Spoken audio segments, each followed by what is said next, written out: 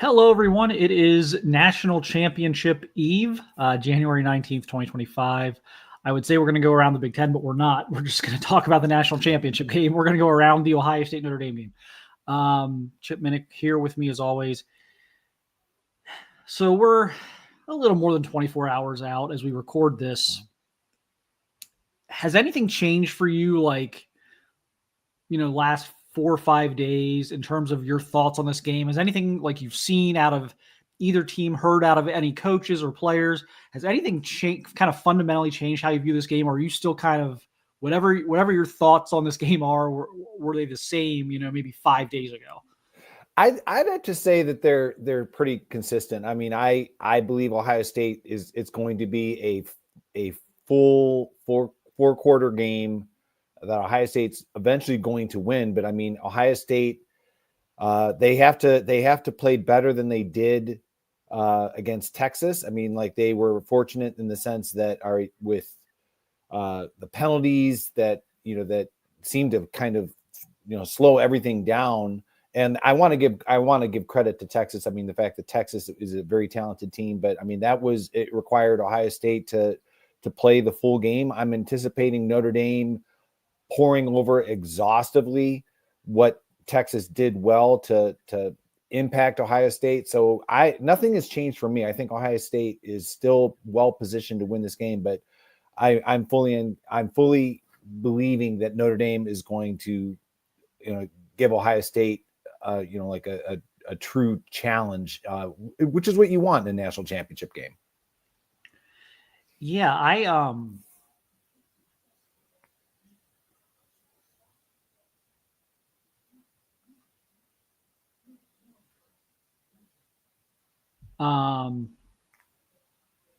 don't know that there's 3 or 4 different ways that Notre Dame can get this thing done. Mm-hmm. I think there's a pretty narrow path, but it's a very doable path for them. It's just be who they have been, be who they are in terms of play good defense, win the turnover battle, which has been huge for them. The turnover battle has been huge. They're maybe, I think they're the best team in the country in turnover margin.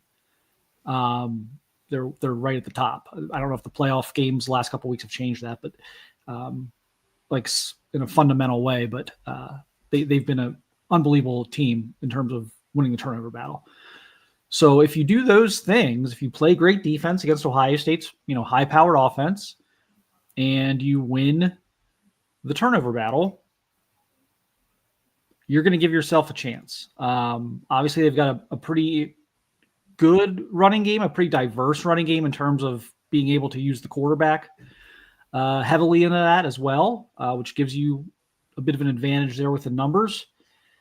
So if they can kind of, to use an Ohio State term, if they can kind of trestle ball Ohio State, right, they're going to have a chance. But their margin for error is not as great as Ohio State's is. They have to play a pretty clean game, win time of possession likely, which I think is kind of an overrated stat. Generally, I think it's going to be important in this game for Notre Dame. Keep Ohio State off the field. Basically play the game they played against Ohio State last year, except don't give up, the game-winning drive at the end. I mean, they pretty much controlled the clock last year. They kept it low scoring. They, played relatively mistake-free in terms of turnovers. But I think that's going to be a tough task with the way the Ohio State defense is playing. And the other thing, I think, the glass half full, glass half empty kind of conundrum here is your glass half full is you can play that type of game. You just watched Texas do some things defensively that you may be able to try to replicate. The glass half empty part of this, though, is that you just watch Texas basically play out the game exactly how Texas would have wanted the game to play out, and they still lost. And they lost by 14. Obviously, it was much closer than 14, right? In how the game really played out. But they were still they still lost by 2 touchdowns, despite the game kind of playing out the way Texas would have wanted that game to play out. So there's a lot to unpack here. One or two keys, I guess, for you for Notre Dame as far as how do they win this game? Like what they need to happen, what they need to have happen. Well, I completely agree with you. I think that effectively running the ball, effectively controlling the clock, in the sense that, all right, I agree with you, Mark, when you say that I think time of possession is an overrated stat. I would just simply expand on the fact that with Notre Dame, the idea of controlling the clock means that high-powered Ohio State offense is not on the field. So it's like that's kind of where like from a strategic standpoint, I think Notre Dame running the ball, tiring down that front seven of Ohio State, just kind of just a war of attrition, so to speak. That like that has to be something that, and it's going to be easier said than done, considering Notre Dame's offensive line is also having injury issues that they have to confront, and the fact that the Ohio State defense has played so well in the playoffs. It's going to be interesting to see. But I think probably the most obvious candidate that needs to have a big game for Notre Dame is Jeremiah Love, just because of the fact that running the ball is so crucial to the Notre Dame offensive game plan. I think a secondary guy,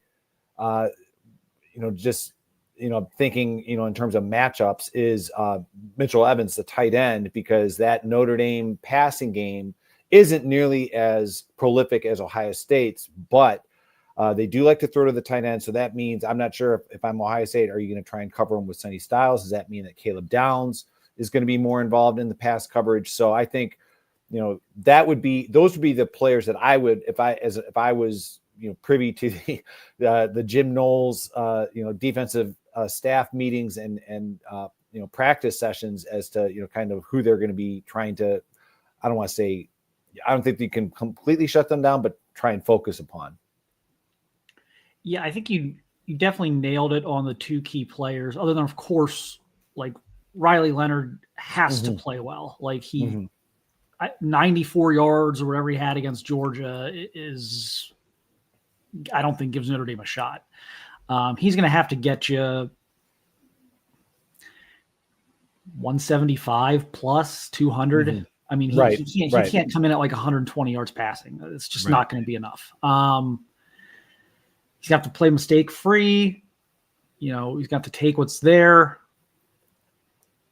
Can they create enough explosives? That's my thing. Like, you nail the two key players, because like I think they got to get an explosive play or two in this game, like 40, 50 yard play, like big play. And Jeremiah Love's your most likely guy to probably deliver that.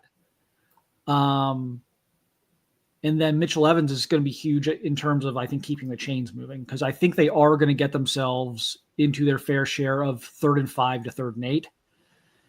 And I think that's when he's obviously going to be hugely important. But I think they've got to create some explosives, because Ohio State's defense has kind of been built to force teams to drive, 12, 13, 14 plays.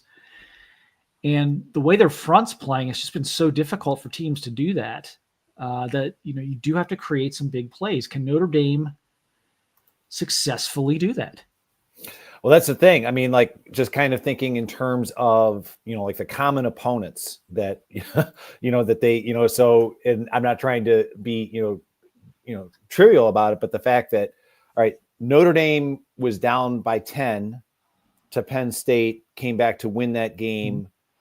Guess what? Ohio State was also down to Penn State, came back to win that game. Now, granted, it was, I'd say, hey, a win's a win, but the fact is, like, Ohio State, I mean, it was when they needed a crucial drive to basically like seal the deal, they were able to do it.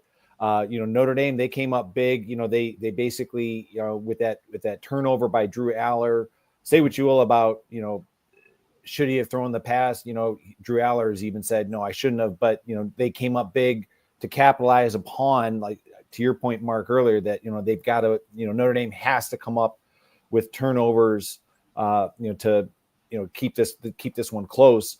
I would say, when it comes to explosive plays, I mean, like, Notre Dame had that in that comeback win against Penn State. I just don't know if Ohio State, and this is not meant to sound as though like, okay, Ohio State's defense is so far superior to Penn State's, because it's not. It's just, I just don't know if Ohio State will make the costly mistakes that Penn State did defensively. The person I apologize if this sounds like I'm singling him out unfairly, but like the person I'm concerned about, and I think most Ohio State fans are on the defensive side, is Davison Igbinosun, in the sense that I love the physicality, but the fact that like the pass interference calls have been, more than enough. Obviously, that's his nature. I have no idea if they went back to the oven mitts, that they used on him to try and, get him from grabbing as much. But that would be somebody that I would be kind of concerned about on the Ohio State defense. Okay, like make sure, we love the physicality, but don't be, too much on the grabbing is going to get us 15-yard penalties, pass interference calls. You can't have that in the national championship game. Yeah, I think, again, if Notre Dame's even in the turnover battle, is that going to be enough? They're going to need a lot of other things to go their way. I think they're going to have to be positive in the turnover battle. It may just be as simple as +1. It's not like they got to be +3 or something like that in the turnover battle. But I think they probably have to be positive in the turnover battle, which is possible.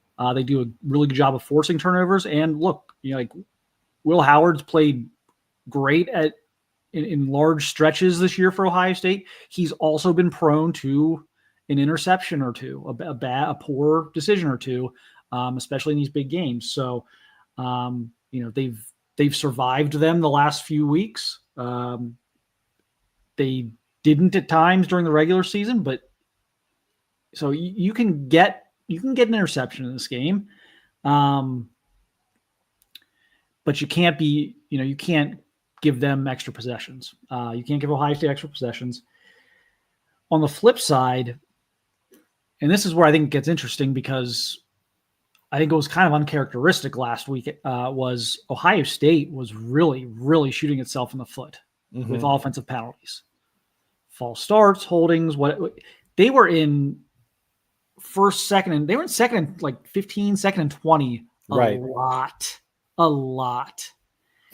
And this Notre Dame defense is really good. Texas defense is really good. They somehow overcame that against Texas. I don't know that they can do that 2 weeks in a row. I think that you're playing with fire at that point. So I guess one of my concerns into the game is for Ohio State would be, was that just kind of a fluky type of scenario? Because it was a pro-Texas crowd in Dallas, but like the state, was it the crowd? Was the crowd that big of a factor, or was it just the pressure of the moment and just, playing a really good defense? And so I think it was probably more of that.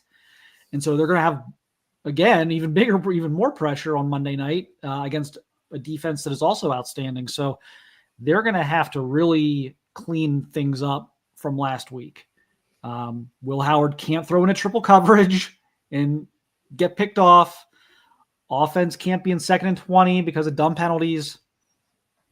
Get Trevion Henderson. His personal foul was in there as well. I mean, they had a lot of bad penalties to put them in bad situations offensively. So they've got to clean that up. But, the more I look at this, like Notre Dame and Texas are different defensively in terms of how they go about it. Texas is going to play primarily zone. Notre Dame is a very man coverage heavy team, but Notre Dame did show a lot of zone looks to Ohio State last year. I think they're going to have to again.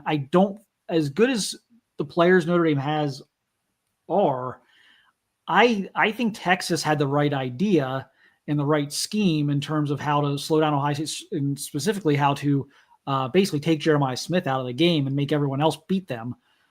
I don't know that Notre Dame is going to be able to play nearly as much man as they're comfortable playing, used to playing.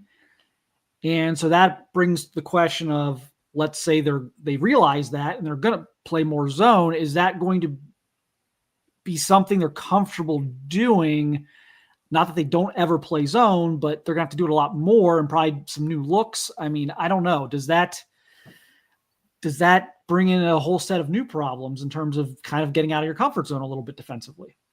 I definitely anticipate Notre Dame changing some things up, but not drastically, because to your point, okay, this is, like that old cliche of like you dance with, with the girl who brung you kind of thing, that like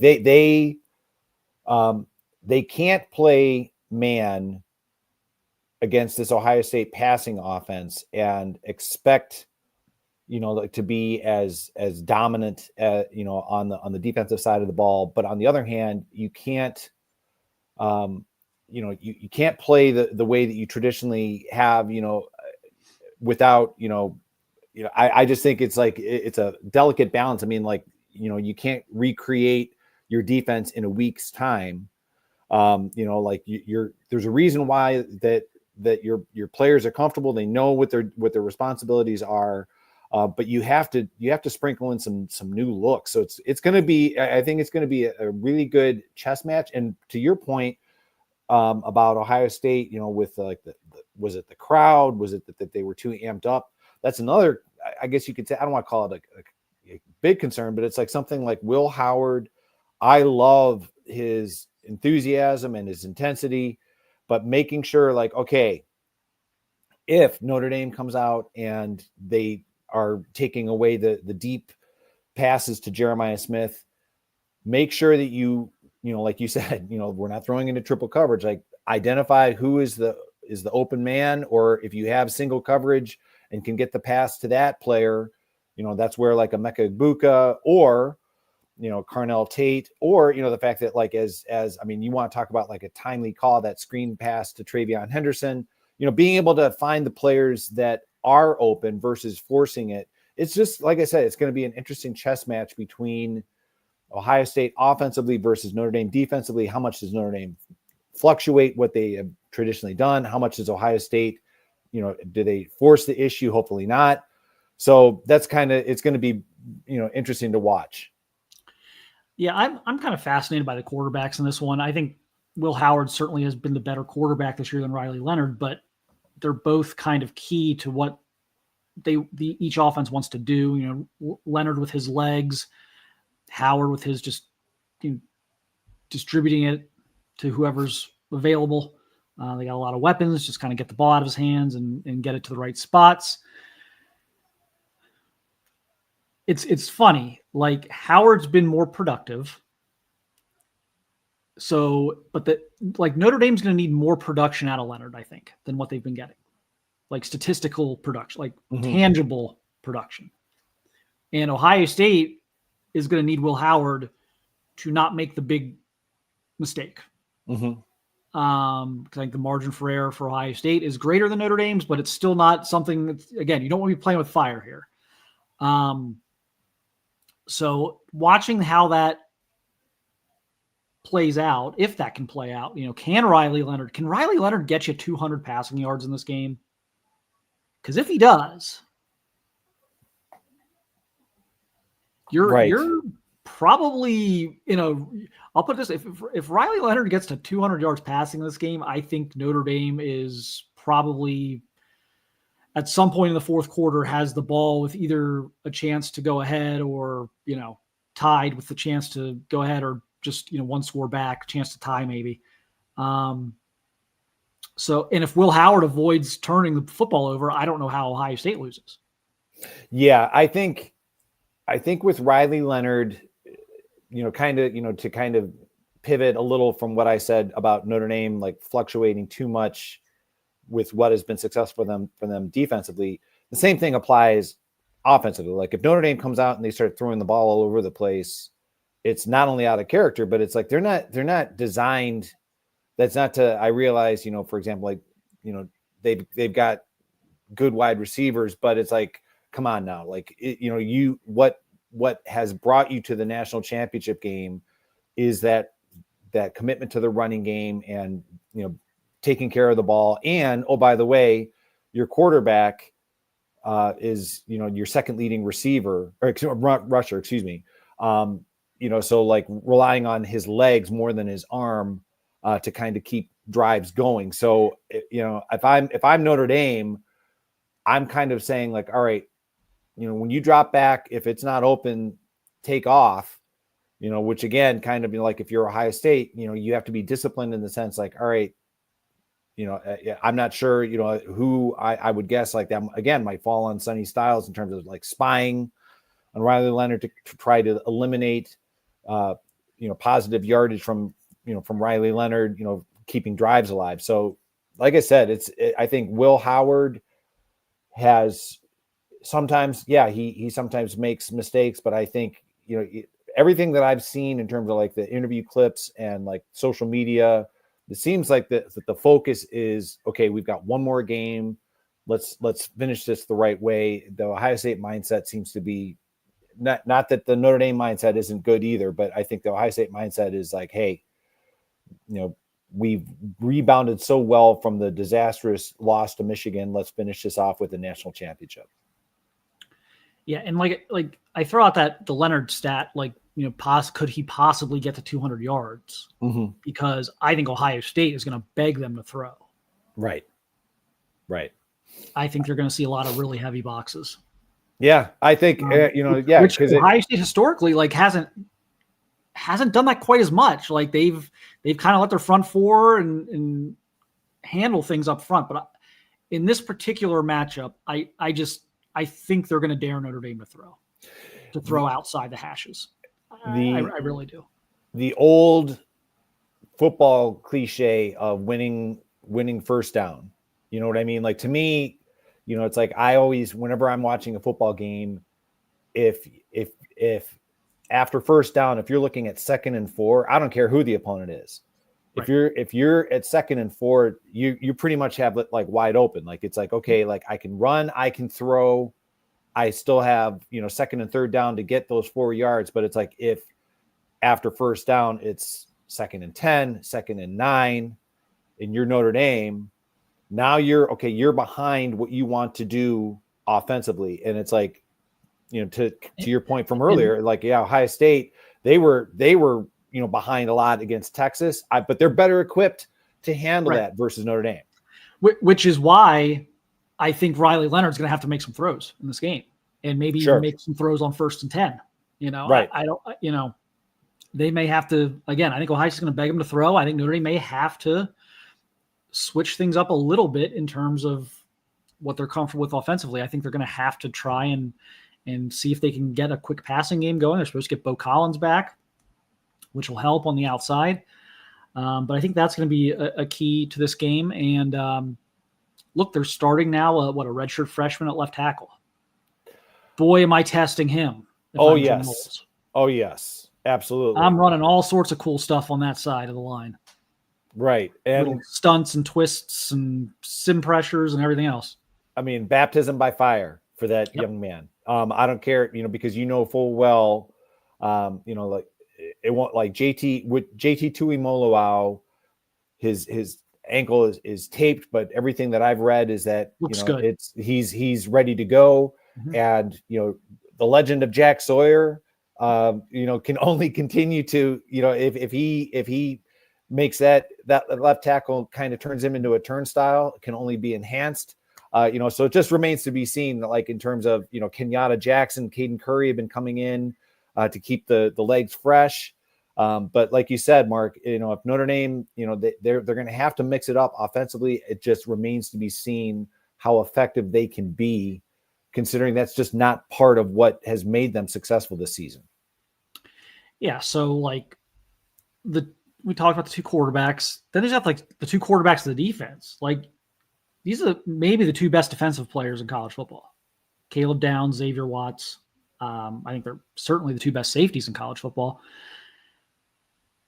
I got to think one of them comes up with a huge play in this game. Like if Notre Dame's going to win, I have to think Xavier Watts does something special. And like, I have to think if Ohio State wins, that Caleb Downs does something special in the process. And so that's going to be like another kind of game within the game, is which one of those 2 guys, whether it's an interception or a forced fumble, or maybe it's just as simple as Caleb Downs making a great pass breakup on Mitchell Evans on a 3rd and 5, and Evans is open, or Watts comes in and crashes down on a on a toss play on 3rd and 1 or something and makes a play. Like, it may not be a turnover, but I would have to think there's some type of game-changing play coming from one or both of these guys too.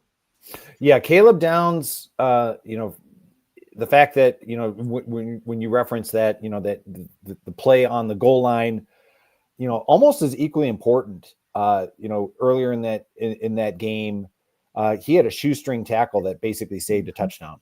So that's kind of to your point, Mark. I think like Caleb Downs, like Ohio State fans have, grown to just expect Caleb Downs to be, like all over the field and making big plays. I think it's certainly within him to, come up with a big play or two against Notre Dame that, like you said, it would be wonderful if it was like an interception, but yeah, like just simply, like you said, like maybe a pass breakup, maybe just a tackle that, keeps Notre Dame from converting a 3rd down into a 1st down, whatever it might be. Caleb Downs certainly has shown that ability. And I think equally, like on Notre Dame, like they are dependent on Xavier Watts, preventing, like a big play, and that's kind of, like maybe he's going to be tasked with the unenviable, responsibility of trying to negate Jeremiah Smith from going off and on having a big play that changes the game for Ohio State.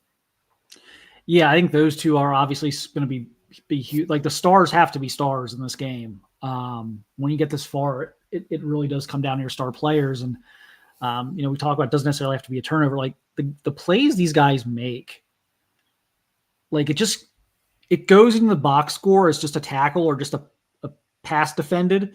But these two guys are capable of like making tackles that should never be made or breaking up passes that should never be broken up. So it's not just as simple as it's not a tackle that, you look at the box score and it's like, oh, Caleb Downs had 5 tackles. Yeah, well, 3 of them were incredible. It's like, right, exactly, exactly. It's and a very similar thing with Watts, and so like it's going to be interesting to kind of watch that game within the game and see if either of those guys can come up with something. Both defensive coordinators in this game linked to other stuff right now. Don't even know that there's anything to either rumor, but like Al Golden's obviously being thrown out there as possibly replacing Tom Allen at Penn State. There's been rumors around Ohio State's Jim Knowles going to Oklahoma.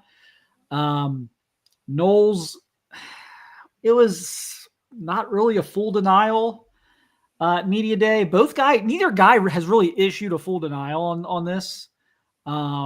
They've both kind of said the same thing, like the focus is the championship game. It's flattering, blah, blah, blah. Knowles said something to the effect of, yeah, when your players play well and you get to this point in the season, the national championship game, there are opportunities or your name starts to get thrown around in this stuff, but neither guy came out and said, no, I'm not going anywhere. So it was kind of strange, but what do you make of that?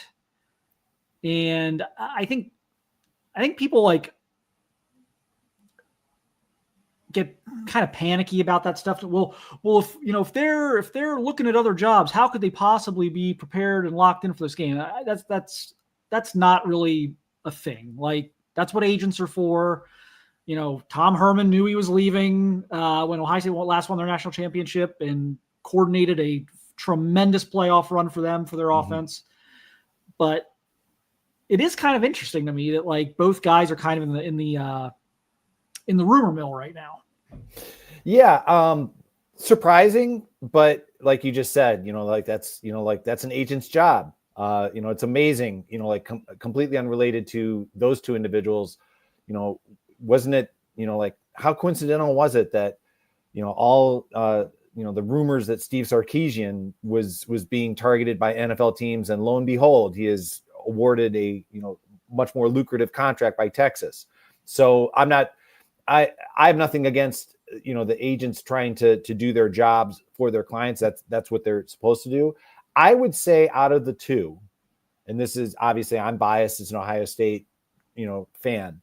I would be surprised if Jim Knowles were to go to Oklahoma for the simple reason that I think Brent Venables' job status at Oklahoma is tenuous at best.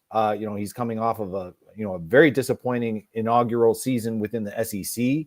So I would, now again, if it's, purely for money, I can't, begrudge, somebody, possibly, taking a position that they think would be, financially in their best interest. As far as Al Golden, I could see the fact that even though like Marcus Freeman, he's fresh off of a brand new contract, Al Golden is a Penn State guy, that's where he's from. So that would make sense. I just think, to your point, I think the example of Tom Herman is a good one, that I think both of them are professionals. I think that they're keyed in on this opportunity to win a national championship. So I'm not anticipating, Ohio State looking, disorganized, and same thing. Like I think Notre Dame is going to be prepared for it for the game against Ohio State as well. Yeah, like the Knowles thing doesn't pass the smell test for me. You mentioned, again, is what type of job stability are you going to have there? I think that's valid. I know there's been questions, has Jim Knowles been able to run his defense in Columbus? And that seems to, at least for now, have been answered. Like, I don't think anyone's saying that right now, that he's not being able to run his defense. And so he works for an offensive head coach now. If he goes into Oklahoma, I mean, is Venables going to be, critiquing every, because I'm sure him and Venables have different philosophies at some point, at some level. Like, is that going to be a thing where the defensive head coach is going to be always over you? So he's making a fortune at Ohio State right now. I don't know. It doesn't really pass the smell test for me, but we'll see, I guess. It doesn't always have to make sense. As I always say with this stuff, like we can sit here and talk about logic and putting things together. So it doesn't always have to make sense. Sometimes people make decisions that at the surface don't really make a lot of sense. So making sense doesn't really have much to do with it, I guess, but it just doesn't really pass the smell test for me. Al Golden would make a little more sense because he played at Penn State, and again, just when you have such a close relationship with the university, with the program, that's always going to be kind of a thing that's out there. But he seems to have a pretty good thing going right now, right, at Notre Dame. So it's like, are you sure you want to mess up that? So I don't know if I'm buying either one at this point. I think I'm selling both right now. Like I said, I do think from like a surface level perspective that Golden's situation would make a little more sense. But without Golden, specifically, the Miami thing never, didn't work. I would think he would maybe be a little more in the, he's 55. He's not like, it feels like he's been around for 50 years. So I don't know how he'd be 55. It feels like he's been coaching for forever. He's still only 55. I would think his trajectory right now would be more that of like, if I put another year or two into this Notre Dame defense and it's continually just top of the line again, can I get another shot at, a major job? Like not going back to Temple or something, but like right. Can I get one more crack at like a top 25 type of job? I would think that's where his like mindset would be. And just going from Notre Dame to Penn State, defensive coordinator, does that really do much to accomplish that? I don't think it does. But again, it doesn't have to make sense to us. So, we'll see. But I'm kind of selling both of those right now. Yeah, I like I said, I think the agents are doing their job. Like they are, hey, like at least kind of forcing a conversation with, and that's, we're not part of those conversations, but like, hey, is it about money? Is it about, what do we need to do to, are you happy? Are you unhappy? If you are, why is that? And again, I think this might just be, like, it's amazing how, like those kind of things come about, and the next thing you know, like kind of said, like what I said about Sark, it's like, oh, brand new contract that pays you more. So, and that's what the agent's responsibility is to do for their client. So we'll see, in the next, in the next week or so, if any of these things, like you said, if they have any legs. Yeah, I think it won't take long. I mean, by the end of the week, probably we would start to, there'd start to be some real smoke around those situations. Something was actually close to happening. All right, final predictions here. Let's throw out a score, or some type of how do you see this thing playing out? I have it going into the fourth quarter before Ohio State pulls away. And what I mean by that is, it's like the fact that I referenced earlier, Ohio State, they had their hands full with Penn State. Notre Dame had their hands full with Penn State. So it's like that common denominator, why Ohio State fans, and Mark, you brought it up, like the fact that, when the game was in South Bend a year ago, I realized different team, but, Ohio State had their hands full. I'm expecting a game comparable in scope and style to Texas going down to the wire, but I do see Ohio State having a lead in the fourth quarter and then pulling away. So I have it Ohio State 28, Texas 17. So that's kind of where my thought process is. All right, 28-17. I have kind of went back and forth on like a score. I think it's gonna be low scoring. I think Ohio State, obviously. I mean, I'm picking Ohio State. That 8.5 numbers, which is still the line last I saw. Right. Mm-hmm. That I'm going to go with like the ultimate Vegas knows prediction here. Ohio State 21, Notre Dame 13. Okay. Notre Dame covers by half a point. Yeah, like that's what I mean. It's like Ohio State leads 14-13 going into the fourth, and then they get a big play from somebody, and it's 21-13, and the defense. That's exactly how I was thinking. Ohio State was up like 21-17, and then it's like some kind of a play to put it out of reach. To your point from our conversation earlier, that like, okay, if you're down, 28-17, and you have to throw, and Ohio State knows you're going to be throwing, like, can you do it? I'm skeptical about Notre Dame being able to do that. So I think we're pretty close, if not like on the exact same thing in terms of like the final score, like kind of like a similar mindset. Ohio State, it's having to scrap, like having it, like in the fourth quarter, but pulling ahead in the fourth quarter. And there's no question, like neither team wants to get behind in this game. Both teams want to stay in touch here because it can get tricky real fast playing from behind in this game with these two teams. But I do think, to your point, I think Ohio State is more equipped. Yes. To be down 3 or 7, in the fourth and go make some plays to win the game than like Notre Dame would be. But I think it's gonna be a really good game. I think it's gonna be fair. Again, I think it's gonna be low scoring. It's gonna be hard hitting, defensive. But I think Ohio State's just got too many guys who can change the scoreboard in the blink of an eye. And I don't think Notre Dame's got as nearly as many of them. And I think that's going to be the difference. So we will see. Again, we're 26 hours out as we record this here. We'll get this up right away. So we will be back. I think on Tuesday, we're going to do a reaction show to the championship game. And if there's something else interesting that comes out of it, we'll go down those rabbit holes as well. But that'll probably be our late show next week versus the early show next week, which will be really a reaction show to the championship game Monday night. So, all right. We appreciate it. Let's enjoy the rest of your Sundays, enjoy your weekends, your long weekend, right? Get a Monday off. Exactly. Holiday, Martin Luther King Day. So enjoy all your football watching and enjoy the national championship game. I know we will. Stay warm. Yes, we will. We will see you back. We'll be back on Tuesday. We'll see you then. Take care.